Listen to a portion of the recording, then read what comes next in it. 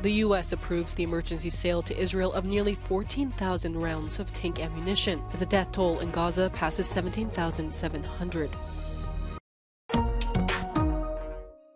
Israel's military pushed ahead with its ground offensive in the Gaza Strip, as U.S. President Joe Biden's administration approved an emergency sale to Israel of nearly 14,000 rounds of tank ammunition. The sale, worth around $106 million, came a day after the U.S. vetoed the Security Council's efforts to call for a ceasefire. אני מאוד מעריך את העמדה הנכונה שארצות הברית נקטה במועצת הביטחון של האו"ם. גם מדינות אחרות צריכות להבין שאי אפשר מצד אחד לתמוך בחיסול של החמאס, ומצד שני לקרוא להפסקת המלחמה שתמנע את חיסול החמאס. ולכן ישראל תמשיך במלחמה הצודקת שלנו לחיסול החמאס ולהשגת שאר מטרות המלחמה שהצבנו. The death toll in Gaza continues to rise, as more than 17,700 people have been killed since the war began in October. And for those who remain, the situation is becoming more dire, as half the population is now starving, according to the UN. Ukraine has condemned Russia's attempts to hold its presidential election on its occupied territory. Russia has already held elections in illegally annexed regions in September for Moscow-installed legislators, which Ukraine and its allies denounced as a sham vote.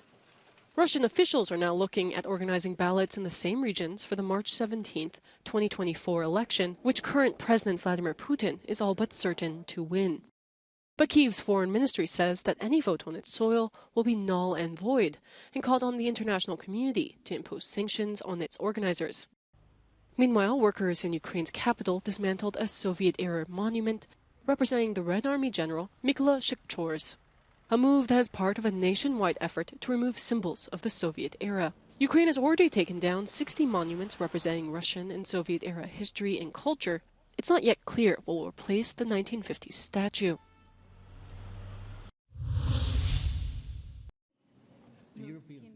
It was the French film Anatomy of a Fall by Justine Triet that swept the board at the European Film Awards in Berlin, which have rewarded the best European films each year since 1988.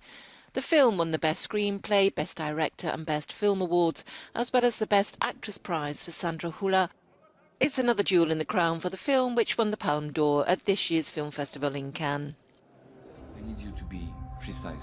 Tell me everything about the day he died. It's the story of a woman who has to deal with the suspicious death of her husband, for which she's accused.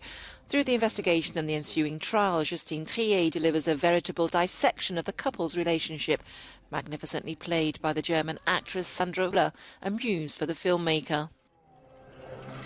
Un film, évidemment, c'est un scénario, c'est des plans, des caméras, mais c'est surtout 80% des acteurs. Et Sandra, c'est vrai que ça a été une surprise chaque jour de moi, mais aussi de toute l'équipe, en fait, constamment de constater à quel point elle était dans la générosité, vraiment dans une implication que j'ai rarement vue, en fait, sur un film.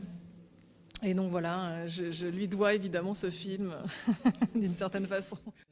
Other films in the competition included Jonathan Glazer's The Zone of Interest, Agnieszka Holland's Green Border, Matteo Garoni's Me Captain and Aki Kaurismäki's Fallen Leaves, none of which were able to best Anatomy of a Fall despite their quality. La 36e cérémonie des European Film Awards a montré toute la richesse, la diversité et la pertinence des cinémas européens. Avec cette année, une compétition particulièrement relevée et des films qui prennent en temps réel le pouls de l'Europe et du monde, des films particulièrement sensibles et engagés qui nous permettent de mieux comprendre notre humanité et ses nombreuses failles. À Berlin, Frédéric Ponsard pour Euronews. Christmas has come to St. Peter's Square in Rome with the unveiling of the nativity scene and the lighting of the traditional Vatican Christmas tree. This year, the nativity also depicts St. Francis of Assisi paying special tribute to the origins of the tradition on its 800th anniversary. The saint organised the first nativity scene in a cave in an Italian village in 1223. This year, the 28-metre spruce comes from the community of Macria in the Piedmont region.